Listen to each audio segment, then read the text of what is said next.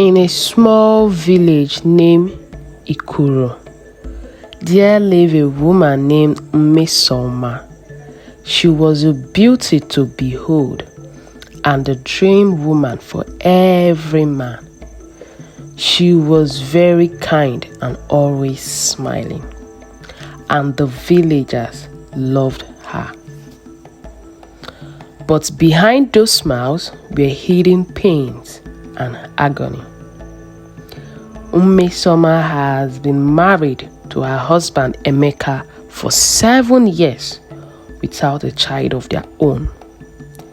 This issue of childlessness has made Umesoma very worried. She wet her pillows with tears every night, crying and praying to God to bless her with her own children. Emeka, Umesoma's husband, who was a successful farmer, was equally worried. He was always there to console his wife, Umesoma, assuring her that God will answer their prayers soon, as they have both seek the help of powerful native doctors near and far, but to no avail, decided to wait on the Lord.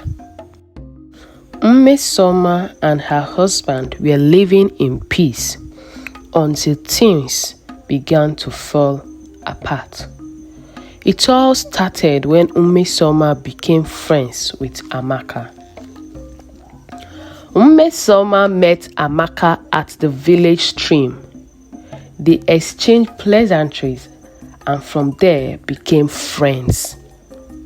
Amaka was a young, beautiful woman in her early 30s and was yet to be married.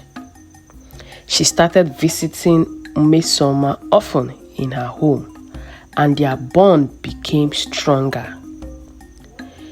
They go to the stream together, to the market together, even eat together, and were living like sisters. Umesoma was happy to have a friend like Amaka. So was Emeka. He was happy to see his wife cheerful again and less worried about her childlessness. Things were going on well until one day, Umesoma started urging her husband to marry her best friend, Amaka, saying, "My husband, why don't you marry my friend, Amaka? She is a very nice girl and could bear you a child, even a heir that will inherit your property, my husband. Think about it though. It's a good idea since I can't have a child for you."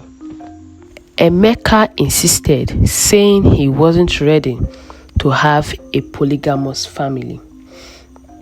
But due to the persuasion of Umesoma, Emeka accepted and married Amaka. Umesoma was very happy, but Amaka was the happiest. She was happy that she was off the single market and now a married woman. The family lived happily until 1 year later, Amaka became pregnant. She was very happy. So was Emeka. Umesoma was the happiest as she danced that a child would soon be playing in their compound. Everyone was happy and were celebrating. This got into Amaka's head. Amaka became very proud. She started avoiding Umesoma. When Umesoma tried to reach out to her, she would say, please, don't come near me, you barren woman. Do you want to kill my unborn child just like you killed all the children in your womb? Which Amosu. Umesoma was shocked. She cried her eyes out, saying, Ewo, Chimo, I have used my own hands to bring in ant-infested firewood into my home. Chai. This continued. Amaka never misses the chance to remind Umesoma of her childlessness. Everything became worse when Amaka gave birth. She gave birth to a son. She turned Emeka against his wife, Umesoma, as she brags that everything now belongs to her and her son. The house became a living hell for Umesoma. She was sent packing by her husband, who was now being controlled by Amaka. Umesoma left her matrimonial home heartbroken and in tears as she returned to her father's house. One hot afternoon, Emeka hurried into his hut as he had forgotten the tubers of yam he was supposed to be planting in his farm. There and then he saw the biggest shock of his life.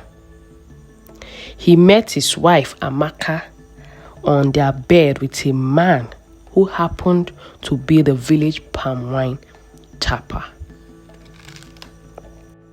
Amaka, on seeing her husband Emeka, hurriedly jumped down from the bed, pleading with her husband to forgive her, and also started confessing. 1 year after our marriage, I was worried I wasn't pregnant. And I was so desperate to have a child for you. So I started having an affair with a village palm white tapper. Then I became pregnant. The child is not yours. I'm so sorry. Please forgive me, my husband. Please forgive me. Emeka was heartbroken. He cried bitterly as he left immediately to Umesoma's father's house, begging and pleading to her for forgiveness and also to come back home. After several pleading from Emeka, Umesoma agreed to forgive her husband and followed him back home. Amaka and the palm wine tapper were both banished from the village, and Umesoma took Amaka's son and raised him like her own. Few years later, Umesoma became pregnant and gave birth to twins, a boy and a girl, and they all lived happily. The lesson to be learned from this story is that everyone should know that the only thing constant in life is change. Someone might be nice to you today and be also wicked to you tomorrow. And the fact that someone was your friend or has been your friend all these years doesn't make them to be a saint. It doesn't mean they won't change to the worse later. So everyone should be careful and also try to protect their happiness and always put their self first.